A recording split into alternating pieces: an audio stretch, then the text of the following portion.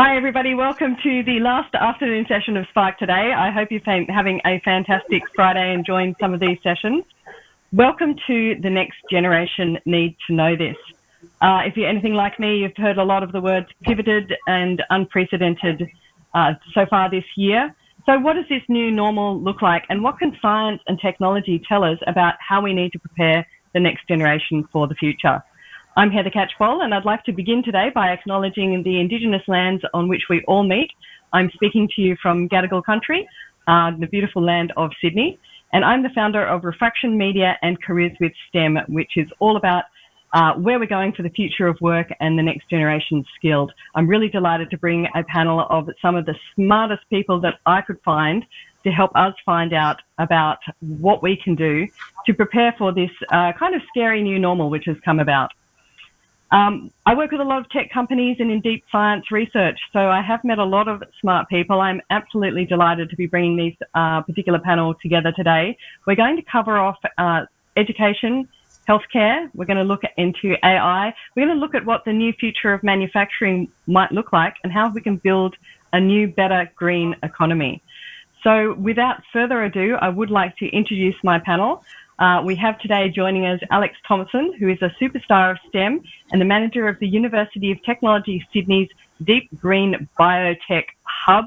If you were around during Science Week this year, you might have seen some of the algae creating beer technology. Algae can do a heck of a lot of things, and Alex is going to tell us some of the things about it.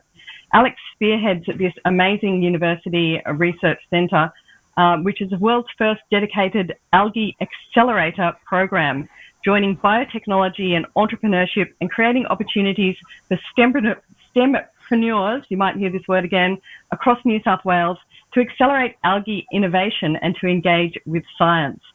Along with Alex today, we have Ricky Nyack, who is the leader of the Applied Data Mining Research Group and an associate professor at Queensland University of Technology, Brisbane.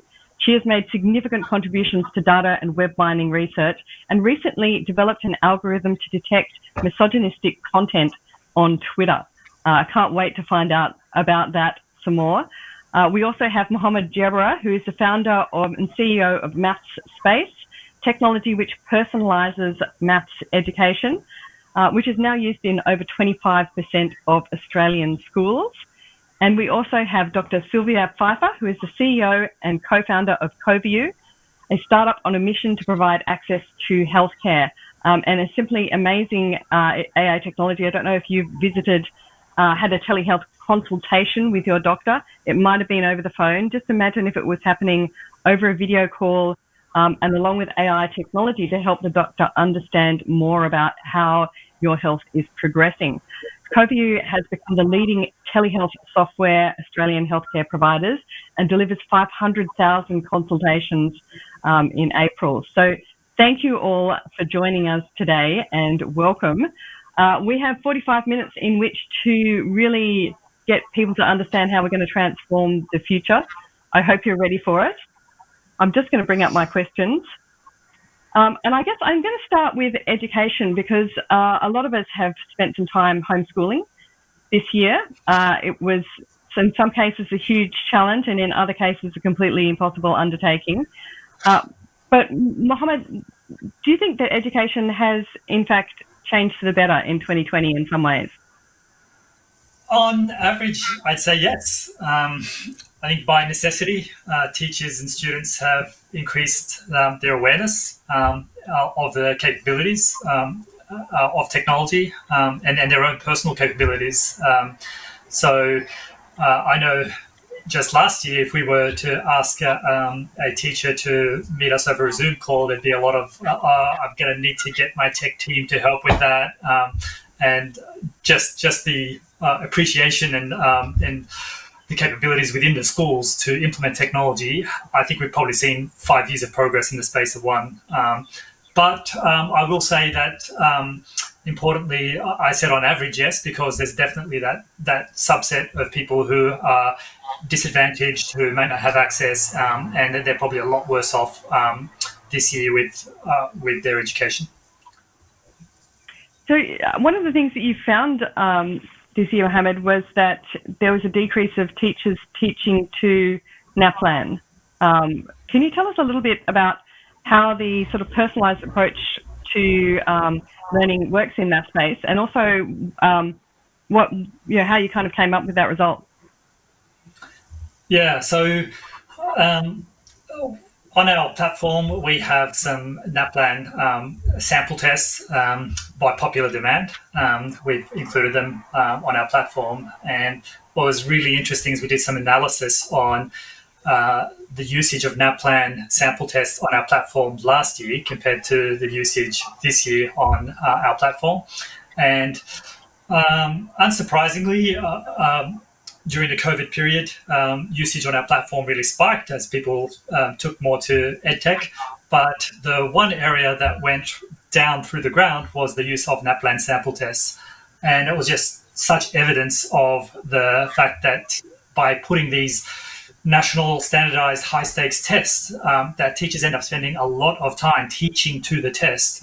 As soon as you remove that test, which was removed this year due to COVID, teachers were spending a lot more time on the platform, but they were spending that time on what was most important for the kids. So we gave the teachers the space to teach what's most relevant for their students, not hone in on just getting standardized data.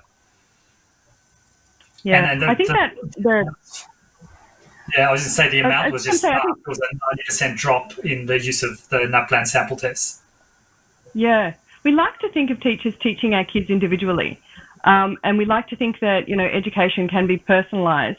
And Sylvia, in the health space as well, there's been an increasing move towards personalised medicine with advances in, genomics and, a whole lot of areas that are about treating not the disease, but the patient. Seems like sensible. Can you tell me what can the world of telehealth and video conferencing, how can that even work, to create a better personalised doctor-patient experience? Yeah, look, our patient-doctor experience is now, 150 years old or something like that. The only medical device we all typically have at our house is a thermometer, right? That's been invented a long, long time ago. Overall in healthcare, we haven't really made that much progress on the digital front.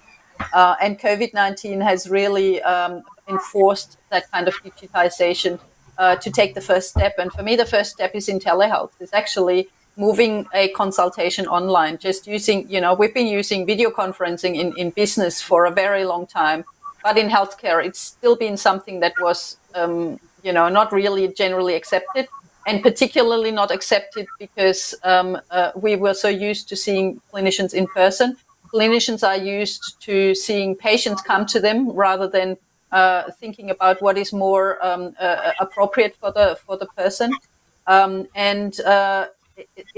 It's also a situation where clinicians are under a lot of pressure. Oftentimes, they do a lot of things during the day. They can't easily change the way that they work.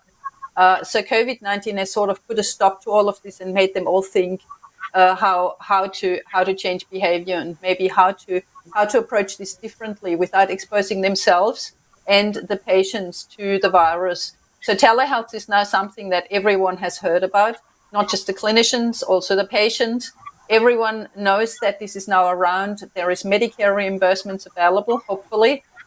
For the next budget that's coming. Hopefully we will see that be made permanent. It's not been decided yet, but it's being worked on. So I'm really excited that this is, for me, is the first big step in the digitalization of healthcare. So telehealth is, however, only the first step. So having video consultations with your clinician. There's a lot more that you can do. You can now have medical devices at home that are more than just a thermometer, that are all sorts of devices that you can stick on your body, or you can use a web camera that does an analysis of your body, that finds out, let's say, what your pulse is by analyzing your face, or what your range of motion is by just analyzing your movement. There's lots of different tools and innovations that we can have simply by moving our consultation online in a digital fashion.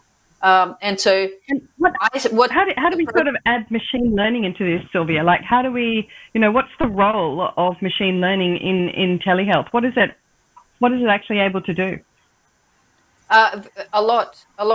So obviously, part of doing diagnostics is observing the patient. And in the past, we used to observe a patient by sending them to hospital, and we'll watch them. Maybe we have devices there. A lot of these things can now be done with your mobile phone. You're on your mobile phone. There'll be an application and a device that is maybe a small sensor attached to your body, and that takes your readings continuously. So we get much more insight into a patient's data. Now, there's several steps involved here. The first step is usually you observing yourself and learning about your own behavior. That's what the mobile app does with you.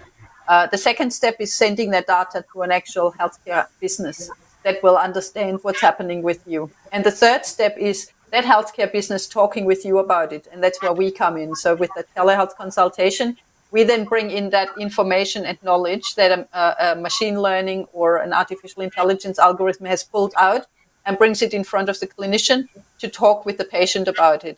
Because all information you have about a patient, even done through artificial intelligence and machine learning, should always still be checked back with the individual, because there's certain circumstances that are personal to the patient. There's certain emotional connections to your own health. It's always better to have a clinician to talk with about. They're the expert, and they can help you navigate what this data means, because alone having that data is not enough. You need information about it, and you need actual actionable things to do afterwards. So that's how this all fits together. That's where I see the future of healthcare. Yeah, I think that that's a really great point, that AI has always got to work in conjunction with people. It's got to be a people first technology. Ricky, you also work in your research covers AI and text mining, and one of the areas that you've worked on has been looking at misogynistic content in Twitter and how we remove that. Can you tell me a little bit about how that's worked, and also about why it's kind of critical to understand AI and to look at what biases might come up when using AI as well? Yeah, so in social media mining, especially with the COVID, and now people are becoming so much of online savvy, the use of social media has quite a lot increased. But at the same time, when we have the technology, we get to see the dark side of it. And that's where people are not really aware that what kind of monitoring is happening on social media. So it becomes very easy to post some abusive tweets or in any other social media. So what we have done, that we developed a text mining and machine learning based algorithm that actually detects whenever a tweet would have a misogynistic content. So usually what happens, the lexical based classifiers would classify a tweet based on an occurrence of a word, and that word could be abusive. But what actually happens in our linguistic world, it's not just the word, but it's the context that it appears in, makes it misogynistic or not, and in what context it has been used, because a lot of time people may be using it in jovial manner or satirical manner. So that's where the challenge was for us, to make the text data understandable so it can pick these really the abusive matter. So the task was to learn the patterns that exist within the text, but with the context. So what we did, we started with the deep network. So deep network is like a connection that we have in the brain, it's starting with no knowledge onto it. Then we enforce the knowledge of the language by using the Wikipedia data set. So it actually learns that how a language is expressed in a machine, and then those patterns can be learned. Then we exposed it to some abusive patterns. So we use reviews data, where people still use the linguistic patterns, but then they introduce some kind of abusive. So now the model learned that this is how the language is spoken, but then this is the way abusive words are being expressed. But then we realized the Twitter language is completely different. So the next part was to overfeed this Twitter knowledge and learn, and the model learned how the tweets are expressed. And once we have the model that can learn the language, abusive, and tweet, then we made it learn what is misogynistic, what is not, by showing it the samples of those positive samples and the negative samples. And then it learned to distinguish between those two features. So that's usually the basic machine learning, how good we have the data and how we could have some kind of progressive learning so it can understand the context and the pattern. So that's all good. But then your second part where we can have the bias and the variance in the data, and how can we really protect these machine learning systems so to deal with the bias. And that's where then the challenge is that the samples that you are showing to the model, we have to make sure it has got the wide variety of them. And that's where at times it is being said that many data scientists may not be exposed to those variations. So it's not really the machine learning has a bias, but what machine learning sees in the form of samples, they might have that bias. They might not showing all the variations. So for example, like if we think of in LinkedIn case that has become quite popular, that it does not actually expresses the high profile job to women. So there is a possibility that when that machine learning model was developed, those cases were really never present. So it never really learned that even women can do the high profile technical jobs. So it becomes quite important to deal the bias in that way. So the algorithm has got the chance to learn all possibility of that problem case. Yeah, you're only as good as your data set. That's absolutely fascinating. And I think the data set that you looked at was like something like 1 million tweets. Is that right? Yeah. So I guess I would say we are still looking at the nice world that we live in. So when we look through millions of tweets, then only a few thousands would have the abusive words and the misogynistic content to that. So that's what we started with because it's like a finding needle in the haystack. So we constrain ourselves to certain keywords, those abusive keywords. So that became our starting point. And once a keyword had that presence of any of those words, we will look into more closely and see whether it was misogynistic or not. Fantastic. And I'd like to come back to that that question around bias and what we can learn. And we talked before about the sort of bubble that we tend to live in, but depending on what's reflected back to us.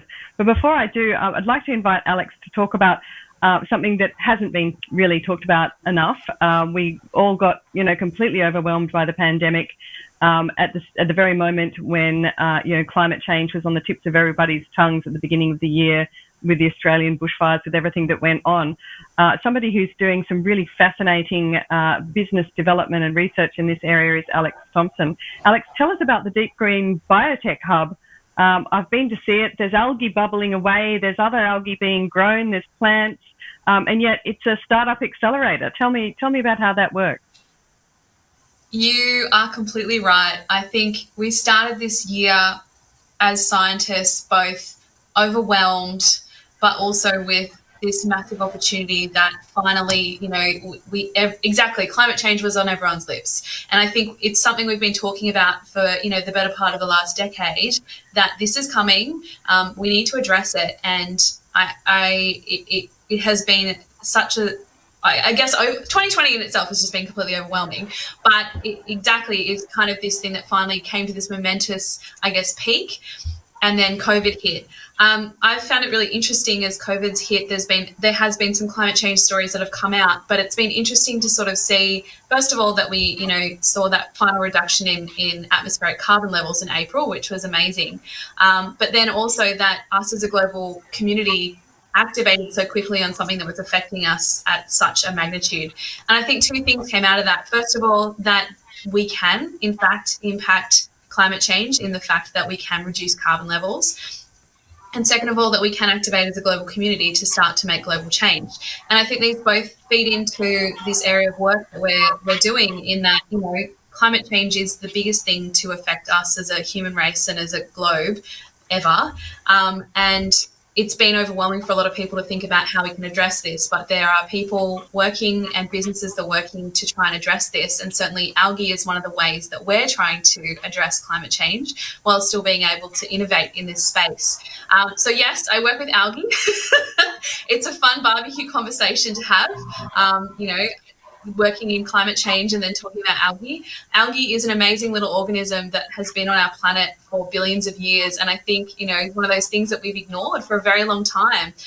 Algae was the thing that changed our atmosphere way back all those billions of years ago and gave us a livable atmosphere. And so certainly we are really leveraging this ability of algae to change our atmosphere to hopefully change it again.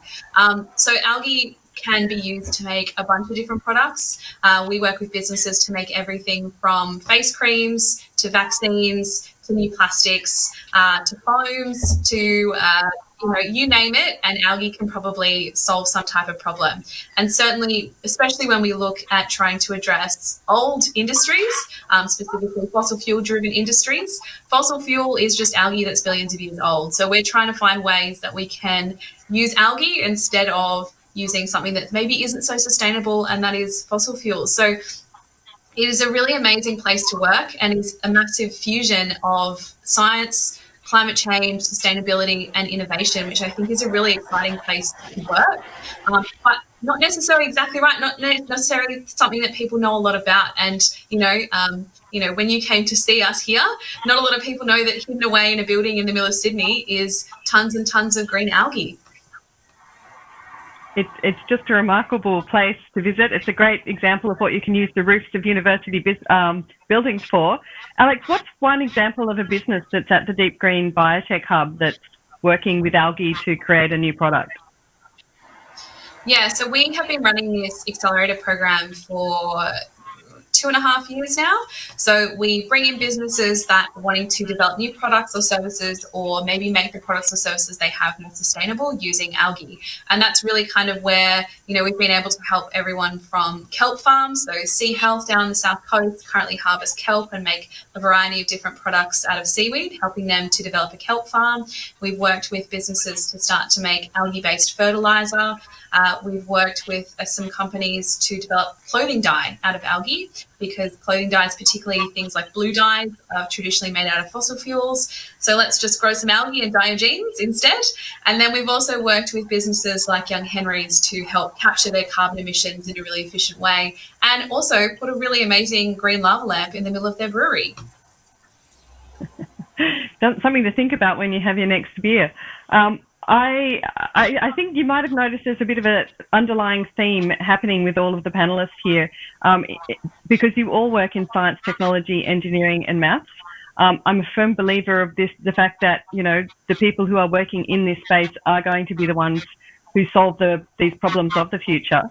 Can I ask you all, you know, what in this new normal, what are the opportunities that have arisen for you, and why you think that it's critical that we continue to focus on those STEM skills, particularly with the people that you're hiring and the areas that you're looking to kind of grow. So first off, if I can ask, you know, what's the kind of positives that have come out of this new normal for you? I'm thinking, you know, we saw that there was a huge drop in April of emissions. I just heard that again, Alex, that, you know, something like 1.5 million tonnes of CO2 didn't go into the atmosphere because we're not travelling. If we have telehealth care, if we have, you know, excellent online education systems, you know, do we need to leave our homes, you know, apart from for mental health purposes? What's been, in your particular research area and area of business, what's been good about this new normal, and how do you see that extending? Mohammed, perhaps if I could start with you. It's pretty self-obvious that this has probably been pretty good for your business. What have you learned out of this time, and how do you see that kind of going ahead in the future?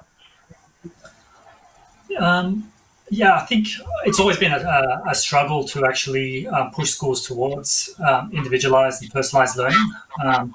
So they're a lot more open to it now, and even have a bit of an idea of machine learning and artificial intelligence, and what that could mean for personalized learning. So for us, I see it, there is a real big opportunity to once and for all get rid of high stakes testing.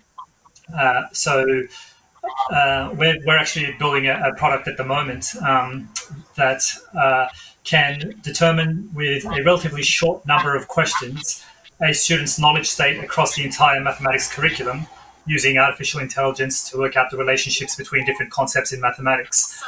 That's something that in the past, if you were to say to a teacher, they would either freak out and say, what are you talking about? Or I'm worried about losing my job because the computers will replace me. But there's just been a fundamental kind of shift in understanding that there's a role for personalized learning, and there's especially a role for a human to manage that process, and the role of the teacher kind of can change to leverage that data to provide even greater personalization to their students. So that's been a real positive to come out of this. Yeah, I think that's really interesting, because that idea of sort of flipping the learning and, the teachers are the guide on the side rather than the sage on the stage terrified people just last year. And then, all of a sudden there was no need to talk about it. Everybody had to flip their classrooms within 1 week. So it was just a phenomenal change. Sylvia, do you think that doctors and in healthcare there's that same sense of the role is changing, and possibly even the skill set might be changing for that relationship between doctor and patients with if we can use AI in this way? Absolutely. There's been a huge change through the crisis, and what I call the new normal is hybrid is the new normal. Hybrid meaning it's not just in person; it's always a mix between in person and remote, so via technology. This change to hybrid being the new normal is something that has a huge impact on everything that's happening in healthcare. It's not just the relationship between the clinician and the patient that is different. That is now more data-driven, more driven by an ability to use digital technology to mitigate that relationship. But it also has an impact on the way that healthcare professionals run their businesses, or actually do their service. It gives them flexibility that they've never had before. So suddenly a healthcare professional could offer services, from anywhere. We've got customers. So my platform, the CoView platform, is a software that allows healthcare businesses to offer telehealth services. But what we haven't really thought through fully, and what we're really appreciating now through the crisis, is that the healthcare businesses themselves are changing, not just the relationship with the patient. We've seen some of our customers move their whole businesses. One of them has moved to an island and is now servicing all their patients from beautiful Hamilton Islands, right? Who wouldn't want to live there and run their business from there? They said the best thing that could ever have happened to them. Other businesses are saying, well, I'm personally actually quite unstable myself with my health as a clinician, so I don't know how I would have continued offering a service other than going completely into isolation myself. So I've completely embraced telehealth and do it with all of my patients, and it works really well. In mental health, we're seeing that there's a lot more need for mental health, but also a lot more accessibility to mental health, because lots of people that have mental health issues actually don't want to leave their homes. Now, before they couldn't see a psychologist or psychiatrist without leaving their homes. Now they can. They can just do it from the comfort of their home. It doesn't bear the stigma. It doesn't look like to your neighbors that you're going to see a psychologist down the street, because, that's in smaller towns, it's very obvious when you're going to a psychologist.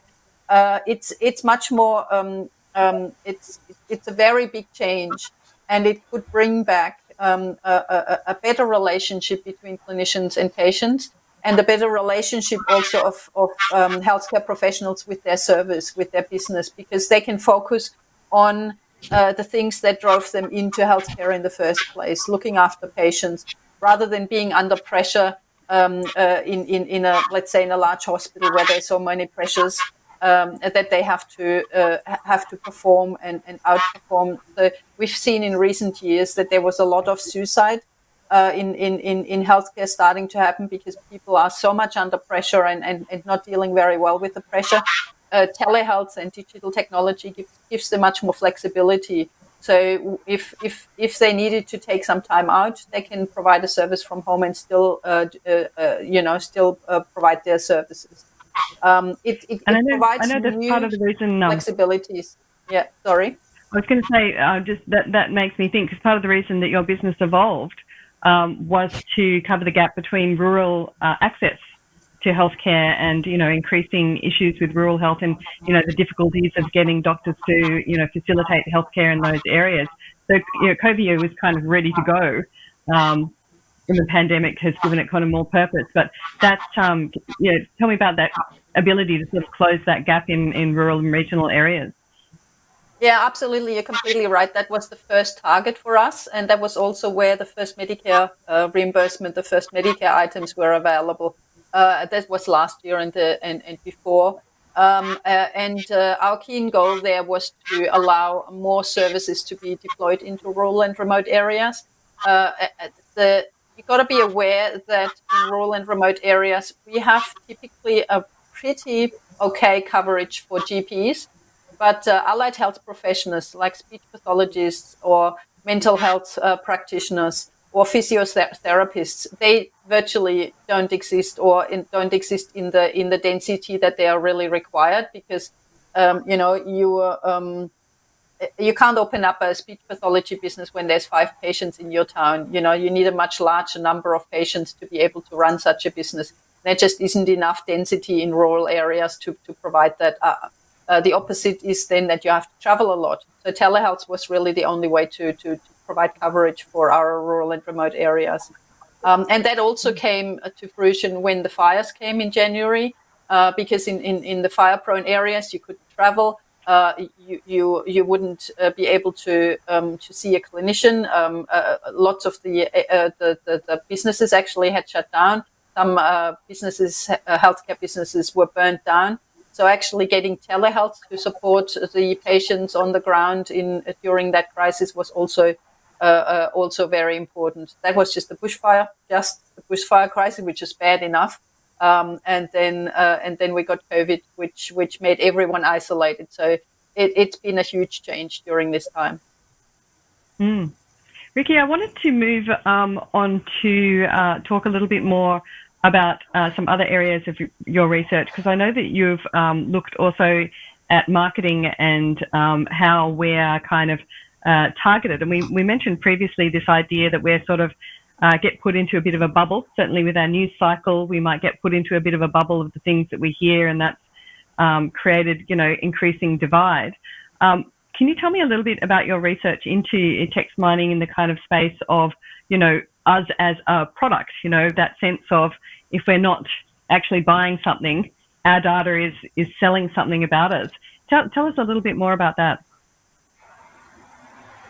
Yes, it's a very interesting world that how these social media platforms or anywhere where we are generating data can use the information. So a lot of time we are seen as consumers, but then we are not just the consumers, we are actually supplying a lot of data. And people are not really aware in terms of the fine settings that you could do where your information may not be that usable for those companies to use you as a product. So it's a interesting thing that how social media platform would use your information. So essentially what happens, they don't use your individual information as such. So what these tools and platforms work, that they would essentially try to understand their user base or customer base, and they would do the segmentation. And then each segmentation would have some kind of profile. So then you become a profile for them, that which segment profile you match to them. So this is kind of two-way process. They have got the profiles of their users, and if they are using advertisement companies to sell it, because most of the social media platforms or Google, they are free to use, but it means that they must have a business model that generates the income for them somewhere. So that's how this becomes their business model, where they would allow the advertising company to show their advertisement. So as we are talking about personalized education, personalized health, so in the same way, it becomes that we actually consume the personalized content, personalized recommendation. So these advertisement companies would match which profile of customers or segments their product is best matched to. So every time when two people would use the similar feed, but they would see the different advertisements, because it is based on their past likes, past interests, and then the advertisements would be matched. So it becomes like a more or less like a matchmaking process. And it could be any two things. For example, if we are on dating website, it's between two people. If we are on Google, then it would be the search queries that we have consumed and what we are looking for. So it tries to give you the most personalized content. And a lot of us, we willingly provide that information in the hope that we are going to get personalized information. But then there is this boundary that needs to be drawn, that how much personalization is there, and it should not really become an intrusion. So that's where there is a difference between personalization and intrusion. But I guess the good thing is happening, like just a few weeks or few days back, we had the movie Social Dilemma. So what it's happening, it's actually making people aware of these changes, because a few years back, people were using social media without any inhibition. They were thinking they are only using the content and the content generator, but they were not realizing that how much they are being used to sell their business there. But I guess like in 2 years back, when the Facebook and the Cambridge Analytics happened, these platforms have also been aware, and they are also lifting up their policy. Like just yesterday, YouTube, they have now the control of any abuse towards individual or group that would create this kind of culture, and like QAnon and that kind of group. So they are trying to control this. It's just such an interesting line, isn't it? Where you do draw that line. We can't do nothing, but the people who are making really fundamental decisions about what we see and believe aren't voted in any way. They come from different impetuses. What would be your takeaway? And I might just take this round. We've got about 11 minutes. I might just take this round to the panel. What does the next generation need to know about this area, Ricky? Yeah, what's the most important thing you would tell the 7-year-olds, the 17-year-olds, 27-year-olds? Yep, that the next generation world has to be data driven. And if they don't know the basic of data science, basic of machine learning, basic of programming, then they are not really there. So for the next generation, it becomes very important to understand that, as we are saying, data is oil, data is the next currency now.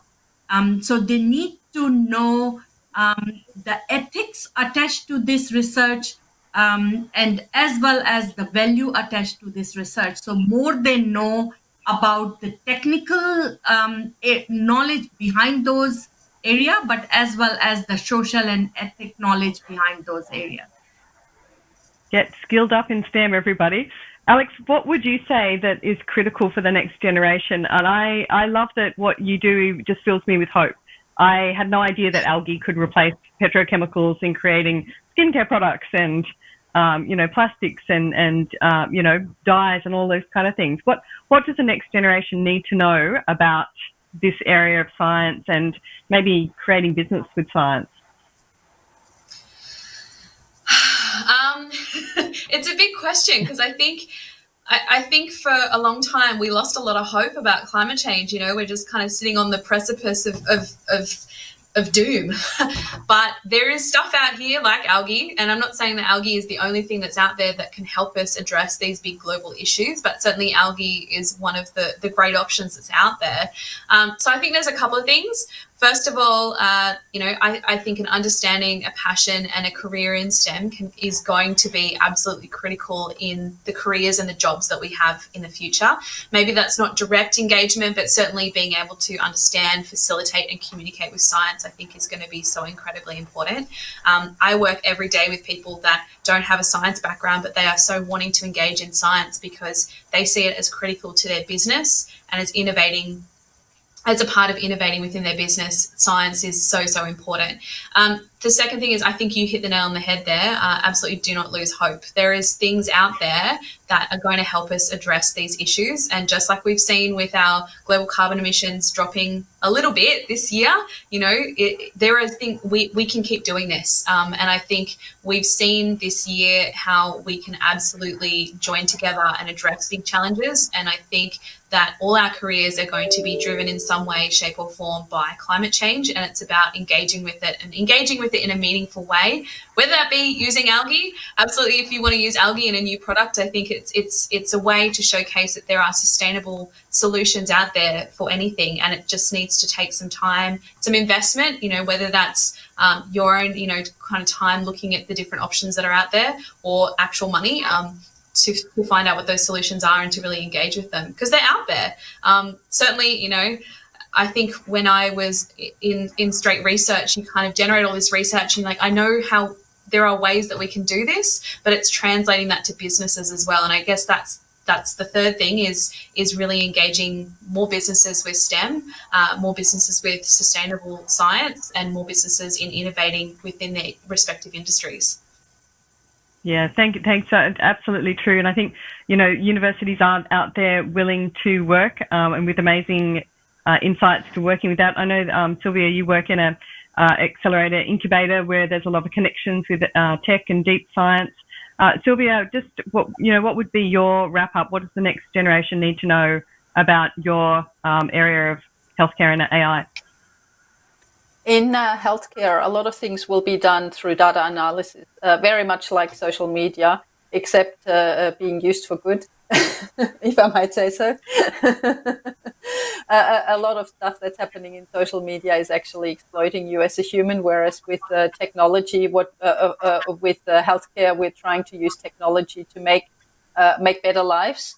And obviously, there's a threat, just like with social media, that can be taken advantage of and can be taken the wrong way.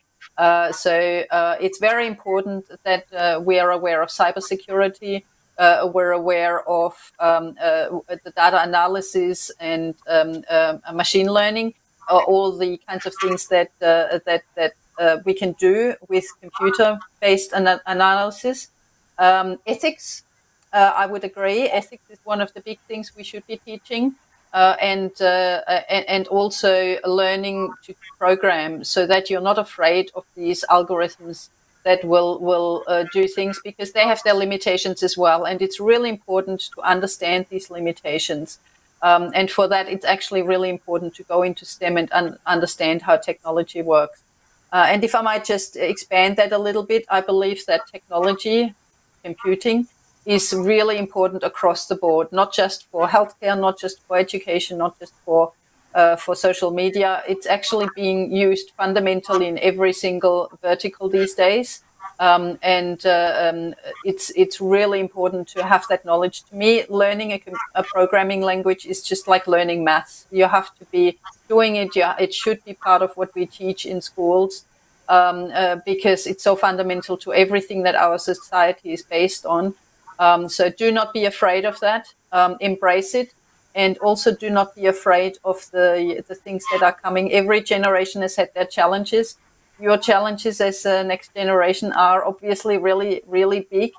Climate change, nobody has really had to deal with a change of the whole world that we know in such radical fashion before, but nobody has ever had that much technology power behind them either. So I believe the next generation will make a big difference to this world, and I look forward to what you can achieve. Yeah, Mohammed, to close us off in just a minute or so we have left, you work directly with the next generation. I'm sure you have the same sense of hope about where they're going. What do they need to know? What's your takeaway?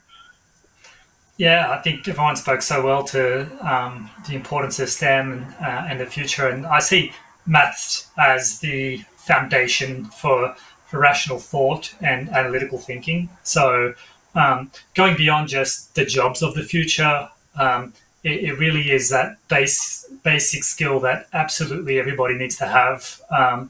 It's just with the world changing so fast, and the data-driven world that my co-panelists talked about. There's the importance of math. What math teaches you is not just a skill set that's going to be useful for your career, but it actually is a pursuit of truth. It teaches you that perseverance, and so whether you will most certainly use math in some way in whatever it is that you choose to do, even if it's not a STEM career. But having that skill to distinguish between truth and falsehood, and search for truth and search for solutions is going to be a really beneficial skill, no matter which career path you go down in the future. Yeah, absolutely. And, whether you're, in that next generation, whether you're working with the next generation, whether you're kind of looking at what you might do with your own future, there's certainly plenty of opportunity in working with people who are in STEM, getting STEM skills. You can find out more about that at Careers with STEM, or just working with staying on top of it and just staying abreast of what STEM can help us learn about the world. If you would like to know more about some of their businesses, like my amazing panelists, we have a website, Science Meets Business, where we're continually encouraging business and STEM to work together. Please join me, virtual world out there, which I cannot see, in thanking my panelists. I would like to thank you all, Mohammed, Deborah, Sylvia, Pfeiffer, Ricky Nyack, and Alex Thompson. It has just been such a privilege to learn about your different areas of expertise. I know that you can look out for lots of great content from the UTS Deep Green Biotech Hub. Ricky Nyack is definitely worth Googling her amazing research on Twitter, and she does a whole lot more at QUT as well.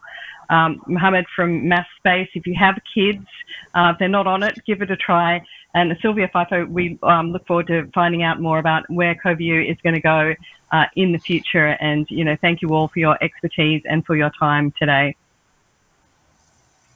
Thank you. Thank you. Thank you. Thanks for having us. Thanks all.